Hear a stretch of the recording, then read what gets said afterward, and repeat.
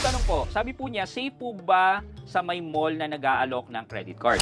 Well, kung ako po ang tatanungin nyo, iiwasan ko po yung mga nag-aalok ng credit card sa mall. Hindi po ako masisilaw dun sa mga inaalok nilang mga freebies. Bakit? Kasi yung mga nag-aalok sa mall, hindi naman po sila bangko. Parang third-party sales representative na nag-aalok po ng credit card. So, kunyari, isang bangko, kunyari, Metrobank, tapos nakipag-partner isang kumpanya na sabi niya, kami na lang po mag-aalok ng credit card para sa inyo. Then sila yon. Ibig sabihin, yung information na ibibigay nyo, dadaan muna dito sa third party na to bago mapunta dito sa bankong ina-applyan nyo. Kung gusto nyo mag-apply, why not directly apply to the bank? Meron naman po sila mga website na pwede kayong mag-apply or maglagay ng application nyo. Or even kahit pumunta po kayo sa branch ng banks at doon po kayo mag-apply ng credit card. Mas mabuti po yun. Ang pinapangalagaan po natin dito is yung information nyo na kumalat sa ibang mga kumpanya na hindi naman talaga sila ang intended purpose ng information nyo. Posible kasi na hindi man kayo ma-approve dyan sa isang credit card na yan, i-apply nila kayo sa iba pang mga credit card. So possible na without your consent, magkaroon kayo ng pre-approved credit card sa ibang mga bangko pa. Again,